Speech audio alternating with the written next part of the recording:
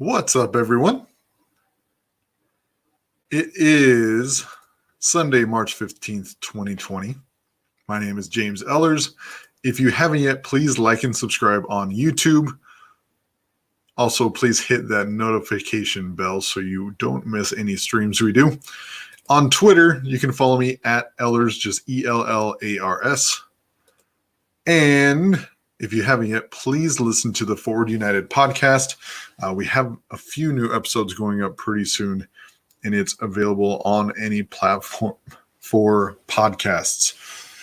Excuse me. You can just search Forward United and it will come up. So the White House is having a press briefing on the current situation, and I'm going to get you the audio. I will switch back and forth between video, but mostly just the audio. So this is very relevant for everything that's going on today. So I wanted to make sure that everybody has that information. All right. So we will go over to that stream and I will make sure to get you the audio.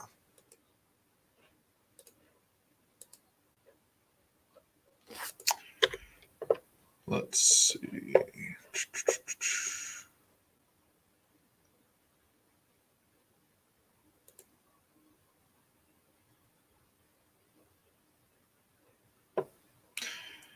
Let's see. They're getting set up. Let me make sure I have the audio.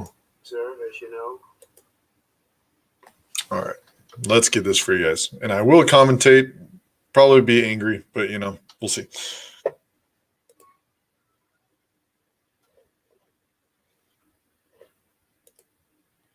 Again, I'll switch back and forth between the video when the video is relevant. I mean, I'll give you a peek in to see exactly who is talking.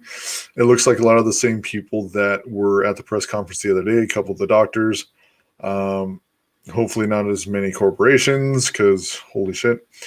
And we'll see how much Donald Trump actually talks today because he was confirmed to be in contact with multiple people that are confirmed to have the coronavirus. But we'll see. Beautiful day outside. We have some great things to talk about. I'll start by discussing the Federal Reserve. As you know, it just happened minutes ago, but to me it makes me very happy. And I want to congratulate the Federal Reserve. For starters, they've lowered the Fed rate from what it was, which was 1 to 1.25, and it's been lowered down to 0 to 0.25 or 0.25. So it's 0 to 0.25. That's a big difference. It's quite a bit of a point. And in addition, very importantly, the Federal Reserve is they're going to be purchasing $500 billion of treasuries and $200 billion of mortgage-backed securities, and that number can increase. But they're going to start with that, and that's really good news. It's really great for our country. It's something that we're very happy. I have to say this. I'm very happy. And they did it in one step. They didn't do it in 4 steps over a long period of time. They did it in one step, and I think that people in the market should be very thrilled, and that brings us we're the strongest country in the world by far, financially and every other way. Yeah. And that brings us in line with what other countries are. They actually have negative rates, but look, we got it down to potentially 0. So that's a big step, and I'm very happy they did it. And you will not hear anything bad about me unless it's about a month or 2 from now. So I congratulate the Federal Reserve. I think it's terrific. Just came out just as we spoke. I wasn't going to mention Federal Reserve or anything else, but this came out as we were walking up. I want to thank the people at Google and Google Communications because, as you know, they substantiated what I said on Friday. It's all about head him. Of Google, it's all about him. A great gentleman called us and he apologized. I don't know where the press got their fake news, but they got it someplace. But as you know, this is from Google. They put out a release, and you guys can figure it out yourselves and how that got out. And I'm sure you'll apologize, but it would be great if we could really give the news correctly. It would be so wonderful. I just had a phone call with very impressive people, the biggest in the world of stores and groceries and all. And I'll give you the names. Dave Clark, Whole Foods, Mark Clow, CEO of Campbell Soup Company, Brian Cornell, CEO of Target, Randy Edeker, Chairman and CEO, President of Hy-Vee, Again, corporate shout outs. Jeff Like, shut the hell up. Hamerning, CEO of General Mills, great company, Kevin Huracan, President and CEO of Cisco, Greg Jelinek, CEO of Costco, Todd Jones, CEO of Publix Supermarkets, Donnie King, Tyson Foods, David McLennan, Chairman and CEO of Cargill, Rodney McMullen, CEO, Chairman of Kroger, big company, Doug McMillan, CEO of Walmart. He's been fantastic. Doug was here, as you know, on Friday, and he watched the market go up 2,000 points. On Friday, it went up 2,000, almost 2,000 points. Shut the hell up. Jesus Todd Christ. Vasso, CEO of Dollar General Corporation, None of this is relevant. and Vivek Sankaran, President and CEO of Albertsons. So these are all phenomenal companies. These are great companies. We had a long conversation with them, and they're going to work 24 hours round the clock, keeping their stores stocked. I would like to say that people shouldn't go out and buy. We're going to all be great. We're going to be so good. We're going to do what's happened with the Fed is phenomenal news. What's happening with all of these incredible companies is phenomenal news. But you don't have to buy so much. Take it easy. Just relax. People are going in and they're buying more. I remember, I guess during the conversation, Doug of Walmart said that they're buying more than they buy at Christmas. Relax. They're doing great. It all will pass. The folks that we spoke to, they've done a fantastic job. They're going to meet the needs of the public. They're going round the clock if they have to, and they're committed to the communities where they're serving and which they serve so beautifully and have for a long time. And they're buying a lot of additional things to sell. But again, they actually have asked me to say, could you buy a little bit less, please? I thought I'd never hear that from a retailer. All of them are working hand in hand with the federal government as well as the state and local leaders to ensure food and essentials are constantly available. And they'll do it. There's no shortages. We have no shortages other than people are buying anywhere from 3 to 5 times what they would normally buy. It's going to be there for a long time. We're doing numbers, and there's a pent-up demand that's incredible. When this passes, when this goes through, you're going to see numbers. I predict. I guess I'm allowed to predict just like Wall Street people are allowed to predict, and they're pretty much in agreement. You're going to see there's a pent-up demand like a lot of people, including me, haven't seen before. But this has to get through. They know they're getting through the crisis and will require an all-of-America approach, and that's very important. They're committed to remaining open during this crisis, totally open. They have to stay open. Those stores have to stay open. They supply our country. Our supply chains in America are the most powerful in the world, and they're all working very hard. They're working around the clock, and the stores are stocking up at a level that's beyond Christmas time, and it's great. It was very reassuring speaking to these people. They have it totally in hand. There's no need for anybody in the country to hoard essential food supplies. They said to me, could you please tell them, just go and buy, enjoy it, have a nice dinner, relax, because there's plenty, but you don't have to buy the quantities because it's hard to refill the stores on a basis as rapid as they're refilling them. And we're using the full power of the federal government to defeat the coronavirus, and we will do whatever it takes, and we're doing, I think, really, really well. A lot of good things are going to happen. I want to thank all of the people standing behind me. You know, these are phenomenal people, and we have some of them right over here. But the people behind me have been working round the clock, and they're doing an incredible job. We see what's happening. We see what's going on in other countries. We're looking we're learning from watching other countries, frankly. There's a very contagious virus. It's incredible, but it's something that we have tremendous control of. I think very important to young people, people of good health, and groups of people just are not strongly affected. Shut the fuck up. Elderly people that are not well or not well in certain respects are He's killing people. really a dangerous group. We have to watch them. We have to protect them very much. We have to really watch over them and protect them because they are very vulnerable.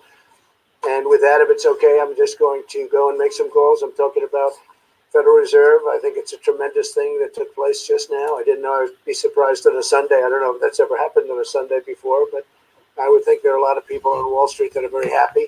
And I can tell you that I'm very happy. I didn't expect this. And I like being surprised. So our vice president, who's doing an incredible job, is going to take over. Yeah, because your voice is weak because you got it. Tomorrow. Thank you very much.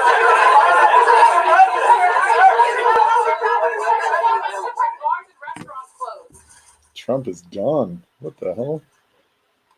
10 minutes Thank you, in? Mr. President, and good afternoon. That's weird. With more than 2,900 cases of coronavirus in 49 states across the country, I want to assure the American people that this administration, all of our partners at the state level, and local health officials have no higher priority than the health and safety of the American public. At the President's direction, we will continue not only a whole of government approach, but as we'll discuss today, we'll continue to build on a whole of America approach to confront the coronavirus across the country. The health experts continue to confirm to us that based on the latest information, for the American people as a whole, the risk of serious illness remains low. Shut up. But because the risk is heavily weighted to the most vulnerable. It's not low. To The risk people isn't with low. immunodeficiencies and to people who are elderly with serious underlying chronic health conditions. Our administration, and I know state administrations, will continue to focus on the most vulnerable, and we will continue to urge every American to be vigilant in practicing good hygiene, taking the advice of the CDC and local health experts to keep those most vulnerable safe. I know I speak on behalf of the President and our entire team when I say how grateful we are for governors all across the country and the seamless partnership that we have forged with them and with state health officials, with our federal team. I spoke today to Governor Pritzker of Illinois, and we are in continuous communication with governors a phone call away. They know that they can contact us and address even the smallest need. Because as a former governor, I know firsthand that when it comes to health challenges in America, our states are on the ground in the lead, our local health organizations, and we've built a great partnership. We also want to express great appreciation to the American people. Not surprisingly, it is inspiring to see the way tens of millions of Americans are responding with compassion, with common sense. And we want to express particular gratitude to communities of faith that participated in today's National Day of Prayer. We've seen places of worship implementing policies to keep those most vulnerable safe. And also we're seeing communities of faith already stepping forward to support and to encourage those most vulnerable. I heard tell of a church back in Indiana that's actually no longer having services till April 10th, but in the meantime, they'll be offering daycare to the children of healthcare workers in central Indiana. And churches all across the country are taking the opportunity to reach out and put feet on their faith, and it's truly inspiring. As the President mentioned today, he spoke today to leaders in the grocery store industry, where people buy our food, and we heard and we're reminded that America has the most efficient and effective supply chain in the world, and it's working just fine. As the President said, he received a commitment from those grocery store executives that stores will stay open throughout the days that lie ahead. We were told that hours may be reduced to allow for cleaning and to resupply, but American families can be confident your local grocery store is going to be open, it's going to be well supplied, and they specifically asked us to encourage Americans just buy your weekly needs in grocery because the grocery stores will remain open. Also, very movingly, those same executives all reiterated their commitment to continue to support local food banks in the way that our grocers continue to do around America. Tomorrow, President and I will be briefing all the nation's governors, states, and territories in the District of Columbia, speaking about the progress that we're making, and we'll be speaking to them specifically about our widening partnership on expanding testing to the American people. So allow me to speak to that issue, and then I'm going to recognize Admiral Brett Guar, who will describe for us the excellent work the Public Health Service is doing. Dr. Birx will describe the importance of the new national public-private partnership for diagnostic testing that is going to open the door to thousands of more tests in real time for the American people in the days ahead. First, some fundamentals. As the American people know, testing is now available in all 50 states. Either state labs are either conducting the tests themselves or the CDC is processing tests. They're using the traditional manner of a manual test that allows for 40 to 60 tests a day. It is among the reasons why the president several weeks ago tasked this group at the White House to reach out to commercial labs around the country and forge that public-private partnership that would bring the high speed, or more accurately, the high throughput testing for coronavirus available in real time. And based on the unprecedented speed of the FDA, which last week approved high throughput coronavirus testings for Roche and Thermo Fisher, we will now have access in the days ahead to more than 2,000 labs across the country that have the equipment today to process coronavirus tests much more rapidly and a much higher volume for the American people. In terms of delivering those services, more than 10 states, in addition to CDC labs, public health labs, and labs that states can now authorize in their states, more than 10 states have implemented their own drive-through testing sites. And we want to commend New York, Colorado, Delaware, Washington State, Texas, and others that have implemented these on-site places where people can obtain tests. Most are using the current CDC testing, manual testing, but we are working closely with our governors, as you will hear momentarily, to make sure that the new testing regimen is available for their remote sites as well. As I mentioned, as of Monday, we will have more than 2,000 labs coming online with the high-speed testing, and we are connecting states to those testing methods. We're also working with a number of retail partners to add to the work that states are doing around the country. We're working to set up parking lot testing centers outside of stores, and Admiral Brett Guar will detail the progress that we made over the last 72 hours.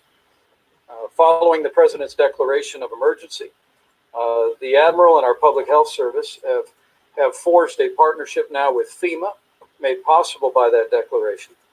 And they've reached out to all 50 states to create a process that will enable all Americans who need to be tested to go to a community-based testing site outside of usual healthcare facilities. The focus of these tests, as Dr. Birx will describe momentarily, will be on those most in need. A priority will be placed on healthcare workers and first responders who are out there coming alongside people that are being impacted by the coronavirus. We want to make sure they have access to the testing as a priority. And then Americans 65 or over with a cough or a fever or other symptoms will be prioritized over other tests that are extended.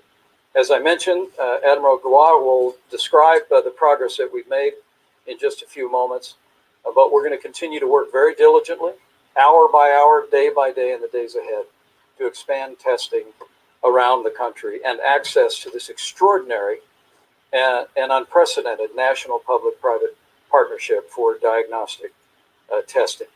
With regard to testing, as we expand testing, we're so pleased that Congress joined with our administration to make sure that cost is never going to be a barrier to anyone getting a coronavirus test. As you recall, several weeks ago, the President directed a change in our Medicare and Medicaid programs to ensure that coronavirus testing was included. Health insurers were brought in. They all Trump agreed didn't to waive co-pays, but lead because that. of the good What the hell? bipartisan work done in the House of Representatives, now all coronavirus testing is free, and it's free for every American, including uninsured Americans. And we continue to urge passage of the legislation that will be considered by the Senate this week. Let me say one final word about the testing issue. And that is that we, as the president often says, we're all in this together. And it's absolutely important that as we expand testing resources across the country, beginning by prioritizing the areas that CDC and our state leadership tell us are most important.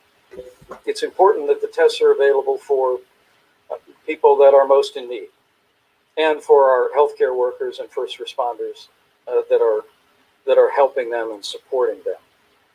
As Dr. Birx will describe, the testing that is available should only be done if for any reason you think you may have the coronavirus. We encourage people to consult their doctor, and if you're symptom free, we encourage you to work with us to make sure the testing is available for people that are. Everybody should be tested, symptoms. regardless of if you think It's you have it or extremely not. important Everyone that should we have have it. They're trying to continuing not have people cooperation of tested every to keep the American numbers down. It's as we expand completely testing, political, so and everybody make should it be tested. available during this challenging time in the life of our nation. With that, I'm going to ask Dr. Birx, I'm going to ask Admiral Brett Giroir of the Public Health Service, the leader of this great commission corps behind me, to come up and describe the extraordinary work that they have done over the last 72 hours and will be doing each and every day in conjunction with our states to expand testing to community-based testing across the country for the American people using this new public-private partnership diagnostic testing. Admiral? Thank you, Mr. Vice President, and thank you for your personal interest and support of our team over the last 72 hours as we worked on this critically important project. So as the Vice President said, over the past 72 hours, we have developed and are beginning to implement now a process and a program of testing that will enable Americans who are in need of coronavirus testing to be tested effectively and efficiently according to a few principles. Number one, we want to assure that those most vulnerable and those impacted are able to be prioritized. Number two, we don't want to do testing that in any way threatens the acute care system. In other words, we don't want people going to hospitals and acute care clinics where, number one, they could infect other people or subject themselves to infections. And number three, we want to balance the needs of across the entire healthcare system among diagnosis, but also treatment. In other words, we want to balance the stress on the strategic national stockpile and all our commodities so that everyone gets all the materials they need. So what did we do? Because, as the Vice President said, last week's historically fast approval of high throughput testing, we are now in a new phase of testing. And you've heard Dr. Fauci talk about the new phase.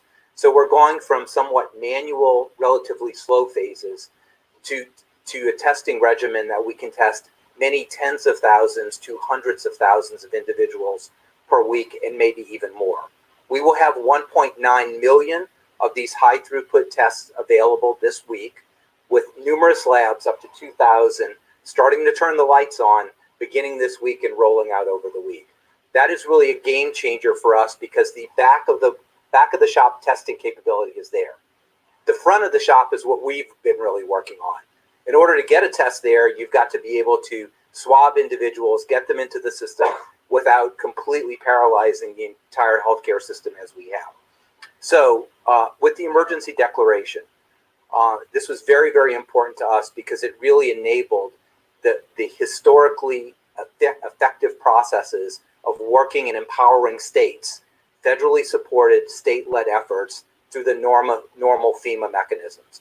So for the last 72 hours, representatives of FEMA from across the government and our commission corps have been working on joining the unique and unprecedented public health mission with the historically successful mission of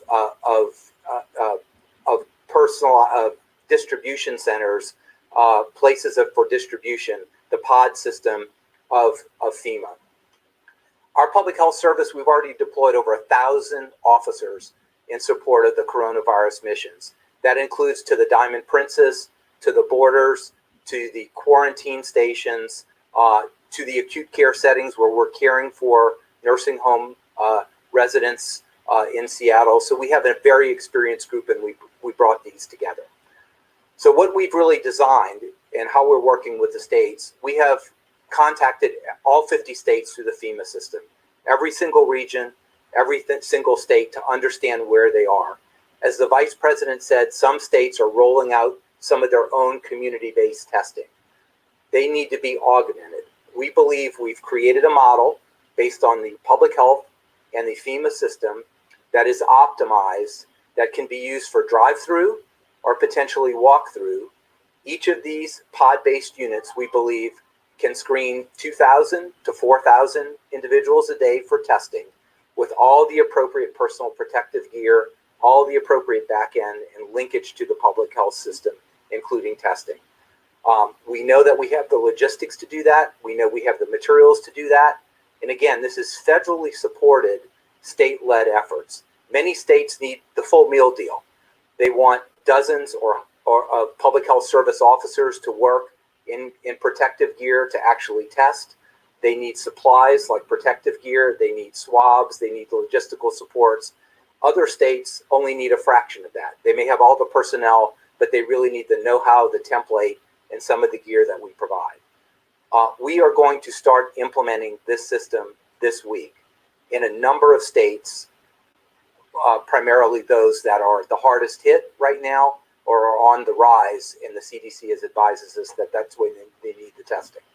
I want to emphasize again that we're focusing on two very important groups, and you'll hear this said 3 or 4 different ways, and the groups that really can be the most impacted or impactful in our outbreak. Number one is healthcare workers and first responders.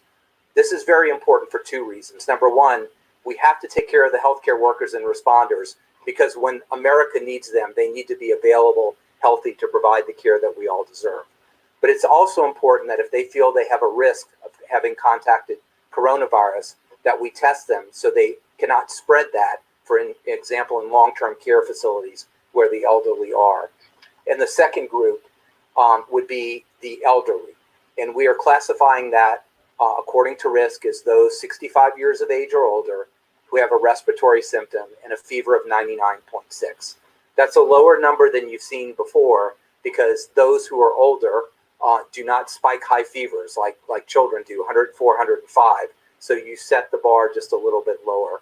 We do that because we know that they are high risk of bad consequences. And if they test positive, they can engage with their practitioner, telehealth provider, or get in the system to make sure they have just an outstanding outcome.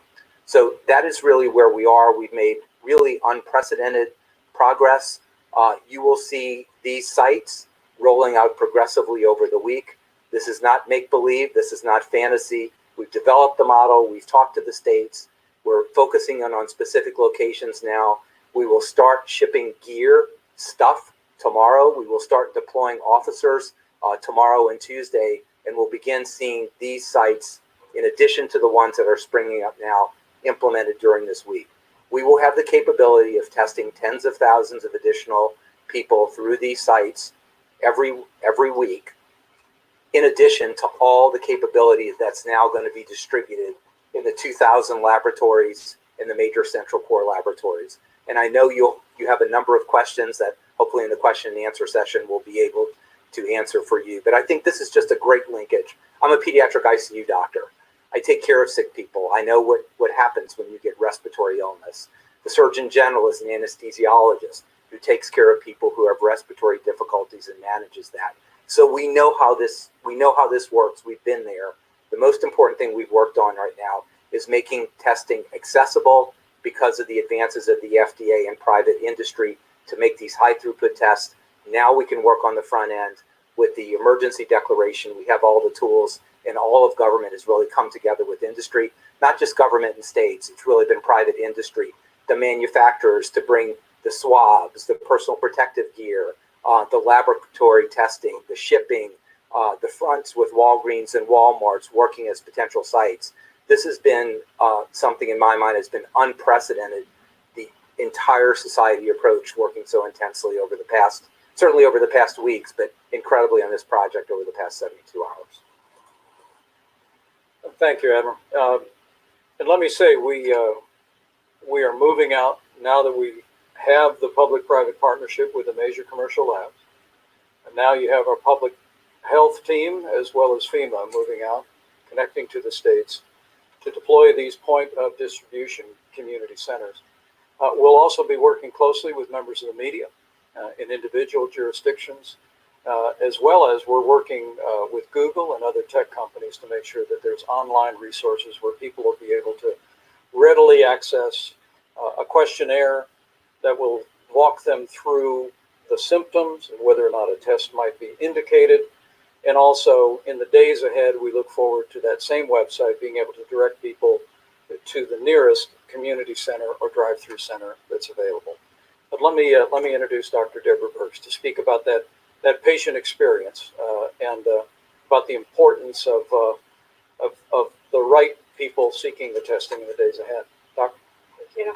Thank you, Mr. Vice President. Let me just start by recognizing the men and women of the military who are serving us every day. They are my brothers and sisters. I was privileged to serve alongside them for quite a long time, but critically, I just want to recognize at this moment the Public Health Commission Corps behind me. The Vice President, although he didn't speak to this, actually went to see them yesterday at the place where they were working so that we wouldn't disturb them because of their level of dedication and work through the last really 48 hours nonstop. So thank you. Thank you for your work, and thank you for the work that you brought together. And thank you, Admiral, for explaining it so quickly. Robert, let me just go back to the way laboratory work is done in the United States. I think all of you know, when you go to your doctor and you need a lab test, it is either done in your doctor's office or it's done in the lab that they send you to.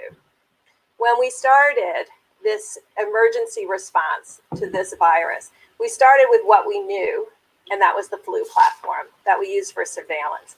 It wasn't set up in your doctor's office. It wasn't set up in our hospital laboratories. It was set up in state and local labs and at the CDC. Over the last 2 weeks, we've been working with the groups that have served you for decades. The commercial laboratories that you don't see, but your specimen goes to ensure they had the full capacity to meet the needs of the American people. Because it wasn't going to be 50 to 100 to 1,000 tests. It was going to be tens of thousands of tests that would be needed to be done. And so the last 2 weeks has been spent on really getting what you are used to, the full force of the clinical laboratories in service.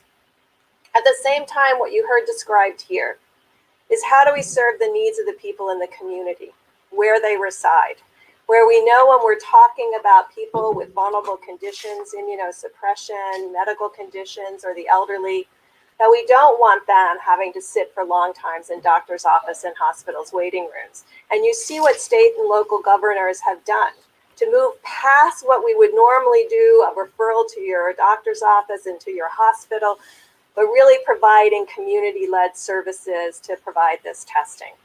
What the federal government is doing is augmenting that, augmenting the innovation that existed in South Korea, brought here to the shores of the United States, and brought in our own novel way, but utilizing our healthcare delivery system, which is different than South Korea, and adapting our work to our system.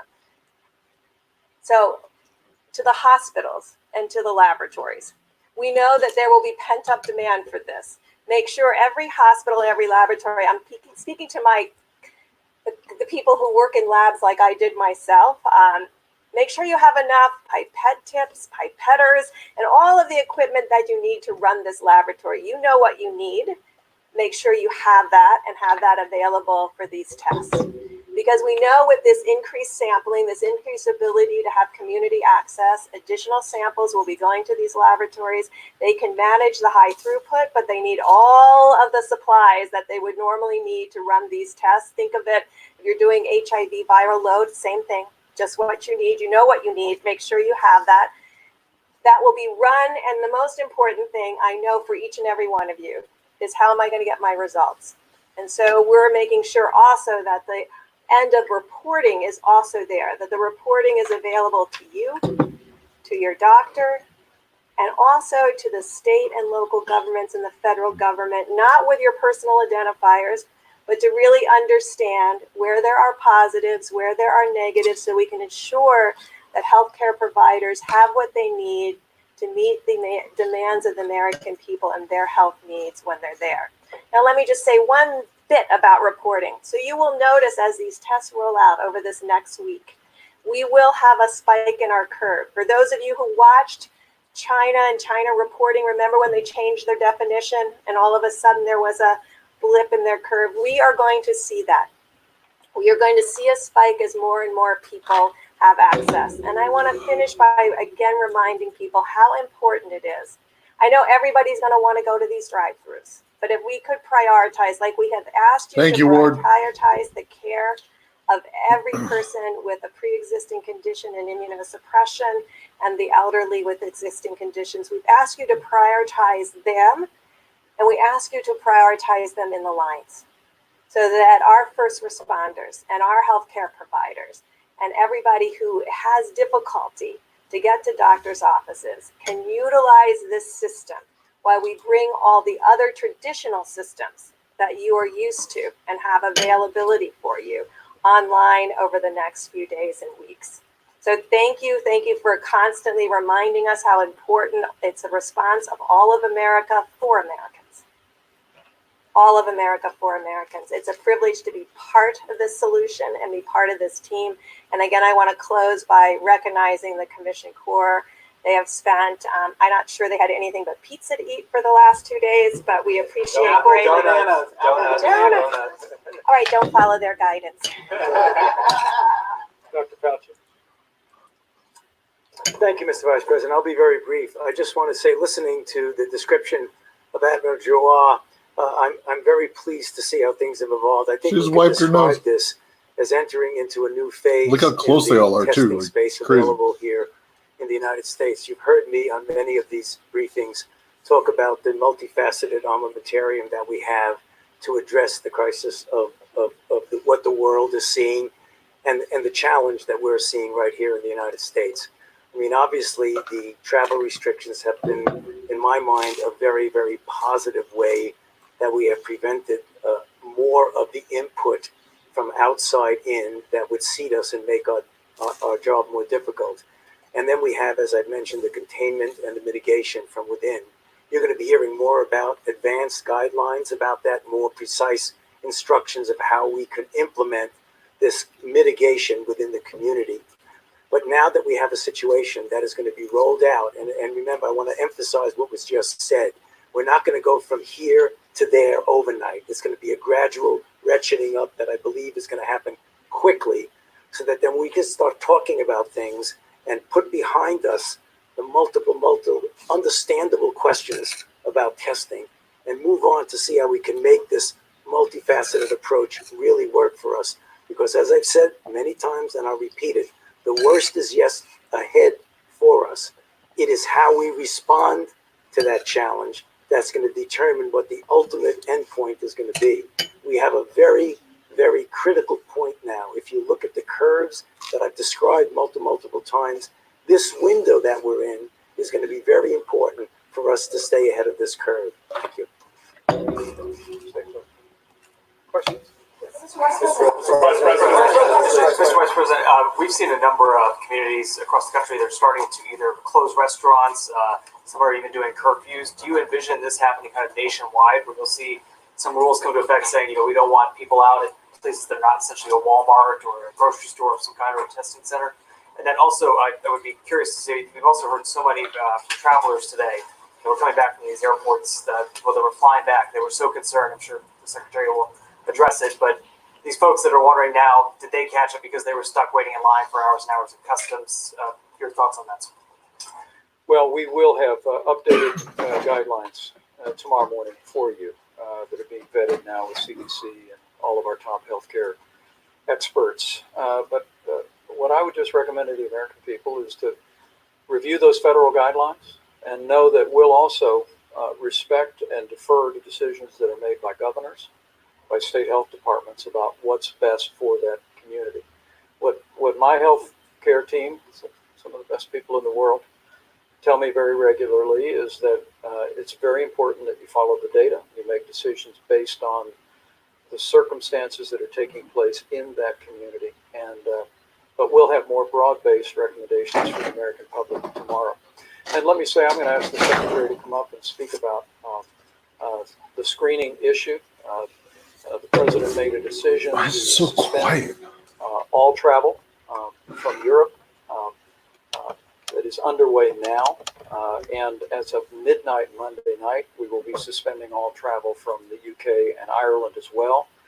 But Americans may come home, but out of an abundance of caution, we are engaging in healthcare screenings at 13 different airports around the country, working diligently in that regard to put the safety of the American public first. And we're asking returning Americans to self-quarantine for 14 days if they've been in those countries. Self-quarantine with and, no as assistance. of Monday, the UK and Ireland that are being impacted by the coronavirus. But the Secretary and I spoke this morning. I spoke with Governor Pritzker and Senator Richard Durbin of Illinois this morning about some challenges at O'Hare Airport. And I'm going to let the Secretary speak to how we are addressing those going forward. Secretary? Yesterday, we began processing, again, the travel restrictions from passengers from the Schengen area, which totaled more than 40,000 passengers yesterday. Oh, great. To give you an idea, in one day, we processed over half of the total number of individuals we have processed medical screening since February 2nd. So that is an enormous challenge that we have placed on our officers and contract medical staff at airports, and they are stepping up. But to be clear, the lines, again, that we saw overnight at a limited number of airports, including Chicago, are unacceptable. Acting Commissioner, CBP Commissioner Morgan also believes they're unacceptable and is personally engaged leadership at all 13 funneling airports. We did make the necessary adjustments at 12 of the funneling airports. However, again, at Chicago, those adjustments were not made quick enough, but we have course corrected. We've adjusted our processes. We continue to surge personnel, and we are certainly glad to see certain airports and certain airlines step up, partner with us, and help address this unprecedented situation. As I walked in here today, so far today, at all of our funneling airports, to include Chicago, we have an average wait time of 30 minutes. So we addressed the problem, we identified the problem, addressed it, and we have fixed it. And we look forward to, again, accommodating passengers this evening as well. I understand the frustration that some passengers who are returning to the U.S. might have with some of these procedures, but I would just say, and rest assured, that we are continuing our strict protocols of looking at individuals as they come into the country, make sure that they are medically screened, make sure that we are capturing the information for the public health officials, the state and local officials, and we'll continue to do that. We've done that specifically at the President's request. Has there been any talk, sir, of any sort of shutdown of domestic air travel at all? Well, we continue to look at all options, and all options remain on the table to address, and we'll certainly adjust as the medical professionals at CDC address the medical situation. Good job. Mr. Vice President, Dr. Fauci this morning said that the federal government should do whatever it takes to increase Americans' social distancing and encourage that practice. He didn't rule out the possibility of a national lockdown. If Americans don't take those steps on their own, is that something that the federal government is prepared to do? And secondly, I'd also like to know, the president, we just heard him say Americans should relax. Why aren't we hearing more from him about what Americans can do as they are seeing this huge impact on their daily lives, whether it's at airports or at restaurants or other places around the country? Well, everything that the White House Coronavirus Task Force does is at the direction of the President of the United States. All the efforts of all federal agencies in cooperation with state governments and local health officials is reflective of the decisive leadership the President has brought this early on. It's important to remember that the President on January 31st suspended all travel from China. I said to Dr. Fauci, who I'll call up to address your other question in a moment, I said People to are Dr. just a bunch of Fauci ass today, kissers. as we Like, look shut at up. Europe now being the epicenter of the coronavirus, that I asked him if we had not suspended all travel from China, what our circumstance would be, and he essentially said, we'd be where Europe is today. And the president also took the actions with regard to Europe and recently expanded those. So American people can be confident that President Trump is going to continue to act without hesitation on the advice of our healthcare professionals, put the health and safety of the American people first. But with regard to the statement that you made, I'm going to let Dr. Fauci address that as well. Yeah, I meant everything I said this morning on the shows. That really, to protect the American people, we'll consider anything and everything on the table. You're going to see some advanced and updated guidelines tomorrow. They're going to address some, but not all, of the questions and concerns. But on a day-by-day basis, we look at this, and literally, we will do everything that we can to make sure we safeguard the health and the well-being of the American people. And that means everything and anything we'll consider.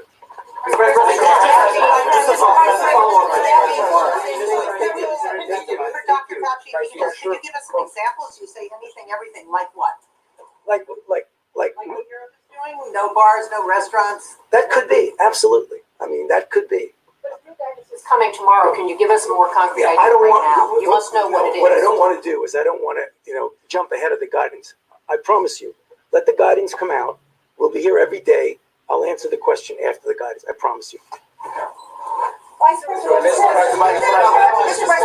will people know where to get their testing? Mr. Vice President, what is your plan to build more hospital beds so tens of thousands of Americans don't die? And how many more ventilators are you looking at ordering so people don't suffocate?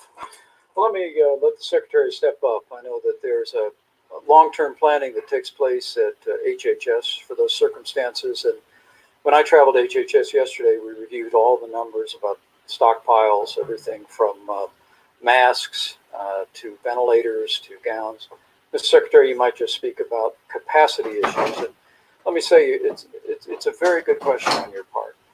Right now, our focus as the White House Coronavirus Task Force is to have widespread testing across the country using this new partnership with our commercial labs that the President has forged, and work with states to make those tests available. We're also going to continue to work every single day to promote best practices for mitigation, working closely with and supporting state governments for decisions that they're making on mitigation to prevent the spread. But the whole issue of personal protective equipment and supplies and the capacity of our healthcare system is in the forefront of what we're talking about every day, and the Secretary can address it. Thank you very much. First, being here at the podium, I just want to especially talk about the people in blue behind me. These are the leaders of the United States Public Health Service Commission Corps that I am incredibly privileged to lead. Over 3,000 of them, America's public health warriors. Whether it's going into the Eastern Congo or Western Africa to fight Ebola, or if it's staffing the nursing home in Kirkland, being on the World Health Organization team in China, or helping to facilitate community-based testing. These are America's public health heroes. And they rarely, in fact, I doubt that there has ever been a time in American history where the leadership of the Public Health Service Commission Corps has had the privilege of standing here on this stage behind the President and Vice President of the United States. I just wanted to commend that. In terms of our capacities in our healthcare system, any pandemic like this runs the risk of exceeding our healthcare system capacity. And we must acknowledge that. That is precisely why the President and Vice President's strategy is, as Dr. Fauci has repeatedly spoke, to delay and flatten the curve. The point of this is, instead of a spike of the curve, to delay and flatten that curve with the hope that you can keep the utilization of resources to be within the healthcare system's capacities. In addition to that, the entire point of our pandemic planning over the last 15 years has been to put extra flex into our healthcare system. That's why we have hospital preparedness grants that we fund every year through our preparedness program. That's why we have in our strategic national stockpile ventilators, field hospital units like MASH units, if you'll remember those, that have capacity for hundreds of individuals. In terms of supplies, obviously this is an unprecedented challenge, unprecedented. And so we will work to increase the supplies of personal protective equipment, of ventilators, of field medical unit hospitals that we can deploy. We have tremendous supplies, but we want to acquire more. And that's thanks to the bipartisan work of Congress funding the emergency supplemental that gives us the money to scale up production here and abroad. And we're doing that. We don't disclose concrete numbers on particular items for national security purposes, but we have many ventilators, thousands and thousands of ventilators in our system. We have received so far only, I think, one request for just several ventilators. One of the things in terms of hospital capacity that's going to be really important is a really good learning from China that we got from the World Health Organization team that went there, is if we have communities where we have enough capacity where we can put people who are positive with COVID-19 and have them be exclusively reserved for individuals who are positive for COVID-19. This reduces our need to try to protect patients from other patients because they're all positive already. We need to protect our healthcare workers and our service workers in those facilities. This gives us reduced burden on personal protective equipment, but it also can give us greater capacity as we put field medical shelters up, as we consolidate into single facilities, as we don't need individual rooms, negative airflow, isolation, etc. A vastly more efficient utilization of our healthcare system. This is all part of the planning work that we've done and are promulgating throughout our healthcare system. So that's our strategy. We're going to keep building that capacity, though. Very good. Mr. Vice President, can you ever use the military? Mr. Vice President, you talked briefly about trying to make information more accessible online. So can you give us a timetable for when you think a website will be available based on your conversations with Google? And secondly, and this might be to the broader team, can you also talk specifically about how many of these tests have been sent out to states and how many you still have to send out? Well, let me say that we're working with Google, but we're working with many other tech companies, and we're truly grateful for the efforts of tech companies in disseminating best practices and guidance for citizens online all over the country today. Those resources are available, and we've literally heard not only from Google but from Facebook and Amazon, and the public spiritedness that's been reflected there. Is a credit to those great companies and a credit to all the dedicated Americans who work there. Our best estimate, and literally the team has been working around the clock since Friday, is that at some point early in the week that we will have a website that goes up, the purpose of which will be for people to go and first fill out a questionnaire so that they can identify whether they fall in the category that Dr. Birx described would indicate the need to have a test. And then once they go through that questionnaire, then our objective is, as more and more of these sites come online, run by state governments, working in cooperation with our team, our public health service team at FEMA, and also working in cooperation with local businesses and retailers, that people will know how to not only find it, but also the objective would be for them to literally be given a time that they can go and report for the test. But let me let the Admiral speak to the timing on the testing and unpack that for you. So in our design, I just want to emphasize it.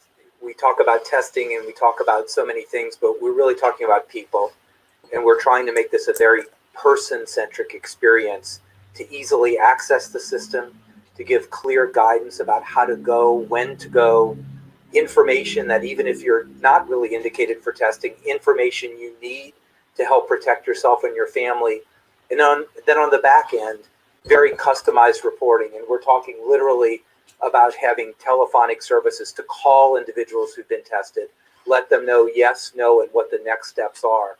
So we've tried to really envision this through a patient experience. So let me talk about the testing. Progressively over this week, there will be rollout to different laboratories of approximately 1.9 million tests. There are many centralized laboratories, the behind the curtain that you never see after you give your blood. And you saw some of the CEOs in the Rose Garden last week, like Quest and LabCorp, that are fully able, ready to run. They have been testing already, but fully able, ready to run within the first part of this week, the very high throughput testing. The 2,000 laboratories that are around the country that have a different platform, one that's amenable to so many labs, not the big, hugest, highest output, but very high throughput laboratories, are progressing. They have to adapt the test slightly to the machines and get used to this. They will start lighting up Monday, Tuesday, Wednesday, Thursday. I can't give you the precise timeline, except it has been an absolute priority of the laboratory associations, of Thermo Fisher, the company that made this test. You heard the president predict that it might be approved within 24 hours. On Friday, I think it was 5 hours after that, in the middle of the night, that the FDA approved that. And that's the one that's going to be widely disseminated, high throughput, that's going to be available. So I know you want a specific time when these will light up progressively over the week. When that happens, there will be a centralized opportunity, like in the Quest and the LabCorp. There will also be distributed opportunities, like in all the major hospital systems and labs that are in your area. And then that number of 1.9 million goes up dramatically in the weeks coming forward. I'm not going to say that the lab testing issue is over, because it's not. It's entering the next phase. But the much higher priority now is, now that we have the testing available, how do we get people into the system to be tested in the appropriate, prioritized way?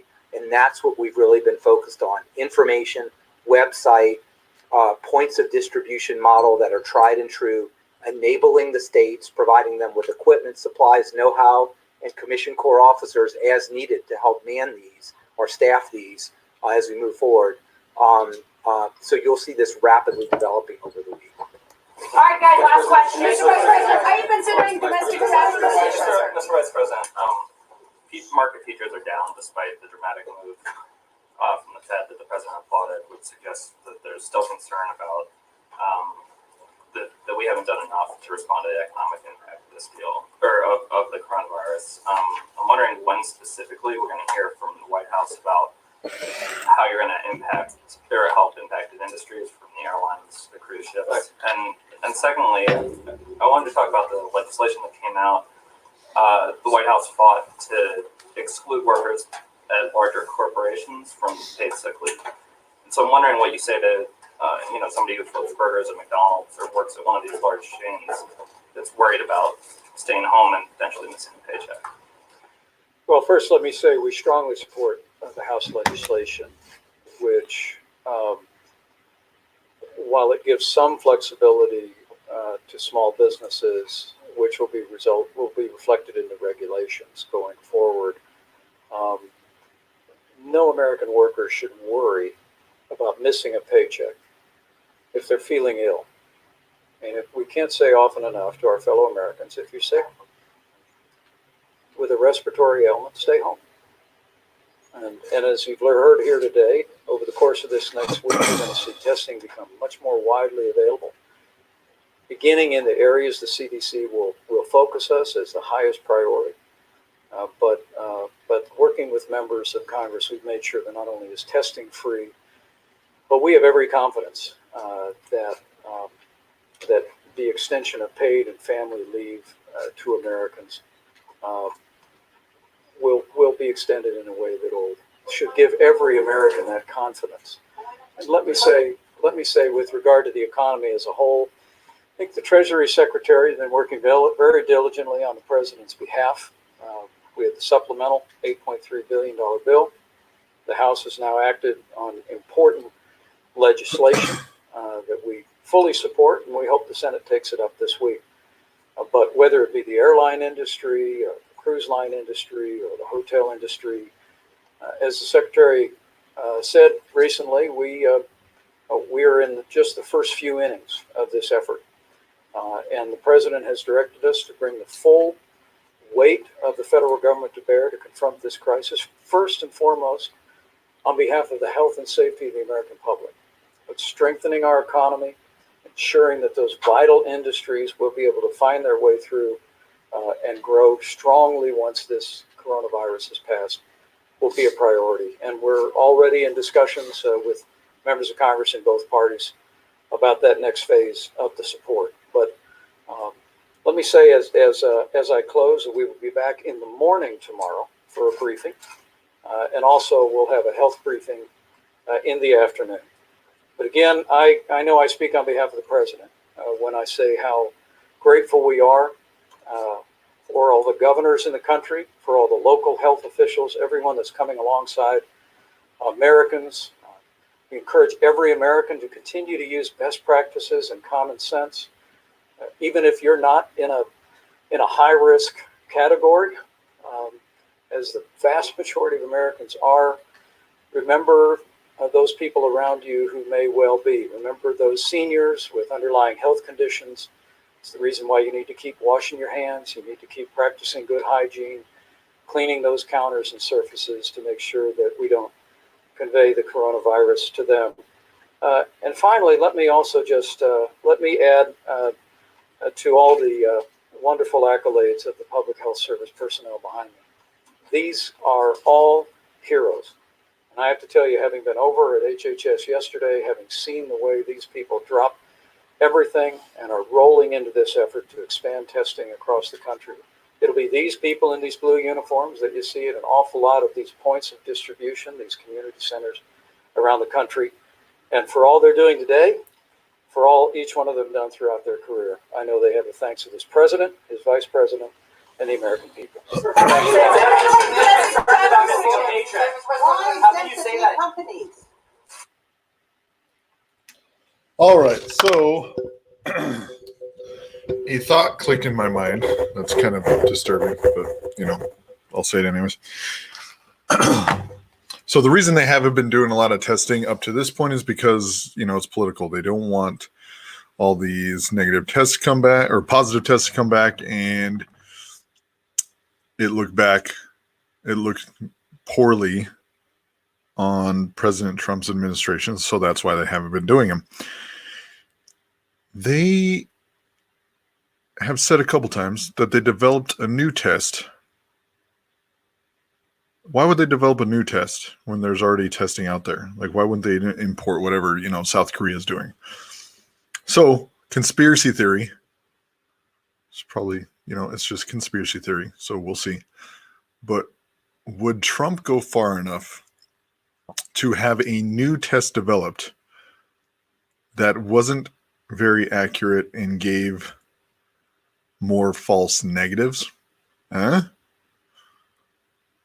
I think he would. So that's something just to keep an eye on, because why in the holy hell would you go to the trouble of trying to develop a whole new test when there's already testing out there and you could just import it? So I wouldn't put it past Donald Trump to go out, have one of these corporations develop a test that showed more of a false, and he is pretty stupid, honestly. I think he'd do that for the political reason. So tonight we have a debate with no audience or anything. So it's Joe Biden versus Bernie Sanders. Bernie's last chance to do anything. So that is tonight. I will try to stream if I'm able to, and we'll figure that out. So thank you all for tuning in. Thank you all for the support and the kind words. I appreciate it. I'm trying to do more and more. So we will, at least phony, right? At least the tests they do will be bullshit. So let's keep an eye on that. Again, I'm just saying it just so we can keep an eye on it. All right. So I will talk to y'all later. Thanks for tuning in.